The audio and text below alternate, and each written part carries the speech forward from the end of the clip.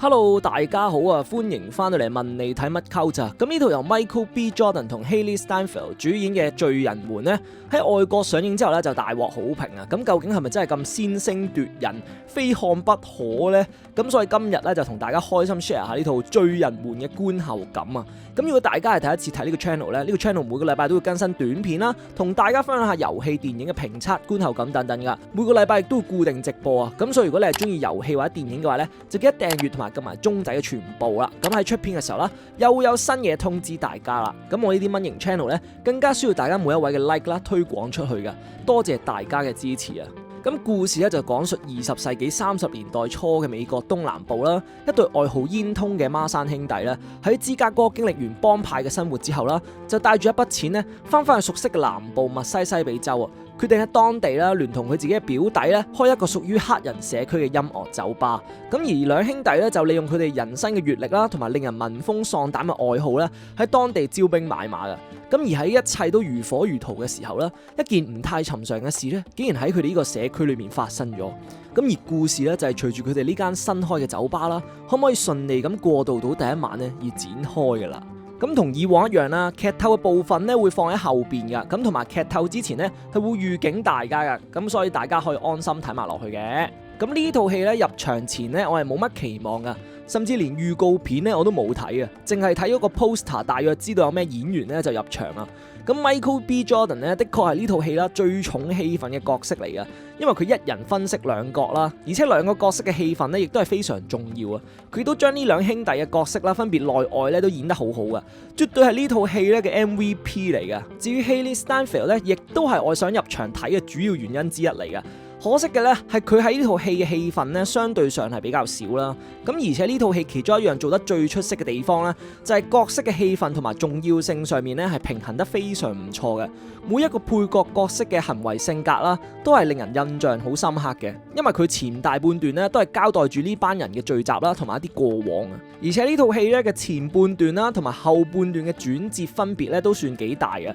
前半段呢，我以為係一套講述以前黑人社群團結嘅一套劇情片啦，直到真係有啲怪力亂神出現嘅嘢嘅時候呢，成套戲嘅節奏氣氛呢就已經完全唔同晒啦。至少我睇前半部呢，係完全睇唔出呢套戲呢係一部有神秘力量出現嘅電影啦。同埋見到一大班黑人群演嘅戲咧，相信咧喺香港啦，好多人又會覺得哇，會唔會又係一部左膠電影啊？咁我自己咧就唔太覺噶，因為佢喺劇情上嘅表達啦，角色之間嘅對白互動咧，都係符合當代嘅背景嘅。即係禁酒令嘅推行啊，黑人喺社會上嘅差別待遇啊，甚至係隔離政策咧，都係好合乎當時嘅時代背景啊。咁所以佢係一套還原到當代背景嘅電影嚟嘅，就並冇故意加插一啲唔合理嘅大愛情節啦。咁所以我覺得咧就並冇呢一方面嘅問題嘅。咁接下來咧我就會劇透分享啦。咁如果你係未睇過套戲咧，唔想被劇透嘅話咧，可以飛去總結度睇啦，或者先俾個 like 同埋訂閱，睇完套戲咧再翻嚟睇呢段片都可以嘅。咁呢套咧我都覺得算係一套寓意主導嘅電影嚟嘅。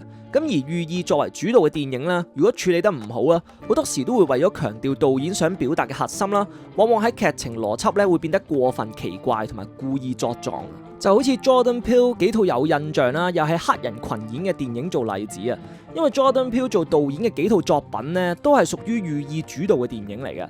例如2017年嘅 Get Out 訪客啦，咁我覺得呢套呢係好完美咁樣將信息表達啦，同埋交代劇情之間呢拎到一個平衡嘅電影嚟嘅。相反，佢另一套作品呢，我們2呢，對於我嚟講咧，正正就係為咗表達佢嘅核心思想啦，或者寓意咧，搞到套戲嘅劇情咧係過分賣弄噶，喺兩方面咧拎唔到一個平衡點啊。咁而今次呢套罪人們咧，對於我嚟講啦，亦都算係一套寓意主導嘅電影嚟嘅。因為有某啲劇情嘅橋段咧，如果唔去思考背後代表嘅意思咧，就咁單純以劇情邏輯去諗嘅話咧，有某啲位咧，你會覺得好奇怪、好突兀嘅。例如魔鬼嘅入侵方式啦，明明人強馬壯，點解唔主動衝入去主角群嗰邊大肆殺戮呢？而係用一種誘導引誘嘅方式，令到受害者自願接受入侵。因為就如同現實嘅文化融合一樣啦，往往會喺主流聲音之中啦，喺各式各樣引導之下啦，令到被同化嘅人呢，不知不覺間咁接受咗呢一種洗禮同埋入侵嘅。亦都如同聖經入面嘅魔鬼試探一樣啦，佢係利用人類最原始嘅慾望咧去誘惑你嘅。可能係金錢啦，可能係才華上嘅共鳴啦，可能係最原始嘅性慾啊。真正嘅掠奪咧係會喺受害者自願接受佢嘅嗰一刻咧先開始嘅，目的咧都係要你自願主動去接受佢啦，亦都係一種對信仰最大嘅諷刺啊！咁而呢間酒館呢，亦都可以話係代表住呢班人對自我啦，同埋對自身傳統嘅集合傳承。所以只要佢哋一日喺呢間酒館入面團結共聚呢，就唔會被外面嘅魔鬼侵襲到啊！而由痛苦而生嘅藍調呢，亦都係貫穿成套戲嘅重點之一嚟嘅。主角之一嘅牧師仔啦，咁啊善於表演當時被認為係魔鬼音樂嘅藍調啦。而佢老豆作為黑人社區嘅牧師咧，理所當然係會比較抗拒呢種音樂噶。咁一個信奉住愛國信仰嘅老豆咧，利用呢種愛國嘅信仰咧去批判自己嘅文化。咁假若呢種可以撫平黑人痛苦而成嘅藍調音樂係出自魔鬼之手嘅話，咁呢種又何嘗唔係一種對信仰上嘅諷刺呢？而吸血鬼代表住嘅呢，與其話係美國文化雜交對少數族裔啦，包括黑人文化嘅侵蝕呢，我就覺得更加似係全球資本化主導之下啦，一種對文化侵蝕嘅同化洗禮嚟嘅。而喺呢種資本主導嘅全球文化融合入面啦，其實冇一個文化係可以幸免嘅，包括白人在內啊。喺故事入面，除咗原住民之外呢，冇一個人種係可以喺呢種侵蝕同化入邊幸免嘅。黃種人被同化啦，黑人更被大規模咁樣同化，就連一開始嘅白人3K 黨呢，佢哋都因為眼前嘅幾個金幣利益啦，遇上被同化嘅命運啊！就如同呢家所謂嘅白人文化輸出一樣，其實都早已經淪為資本主義最大化嘅工具之一嚟嘅啦。喺被同化之後呢，慾望需求審美就會變得單一，主流嘅審美同埋目標咧就變成共同語言啊！唔使再思考自己嘅存在啦，自己嘅由來，甚或乎脫離現實痛苦嘅思考啊！享受最純粹嘅快樂，失去自己嘅靈魂，就同呢家嘅主流文化輸出一樣啦。將唔同嘅地方文化統整融合，最重要係將呢啲文化嘅優點咧加以放大修飾，投其所好，符合主流審美嘅價值觀啊！利用最容易吸引人嘅優點咧，去令人接受呢一種不知不覺嘅洗禮。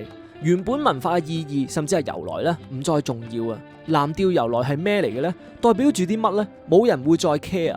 反正中國都可以有嘻哈，去到最尾都只係一種資本主導嘅掠奪同埋利用啊！就好似荷里活10幾年嚟嘅文化標籤一樣啦，加啲燈籠就話係中國風，加啲和服榻榻米咧就係和風一樣。大家一早接受咗呢種單一求其嘅文化標籤同埋洗禮，只要簡化吸引到更多嘅受眾咧，先係全球化嘅最大目的啊！而隨住呢股全球文化融合嘅趨勢咧，我哋喺各方面咧都只會變得更加單一嘅啫，審美、娛樂、價值觀等等。更加容易喺不知不覺中啦，被主流引導操控，就好似電影入面被同化嘅人一樣啦。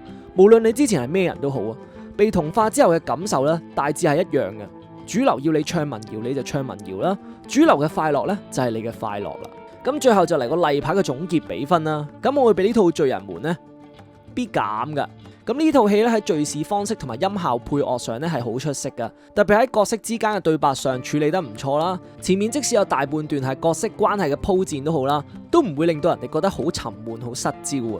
不過上半段同下半段喺劇情氣氛上嘅割裂感咧係有啲大嘅。如果係抱住純粹入場追求官能刺激嘅觀眾咧，可能會有啲失望噶。咁大家又睇咗呢套《Sinners》罪人們未呢？歡迎留言分享下你哋嘅睇法啦。咁而且都睇到呢度啦，就記得幫手俾翻個 like 啦。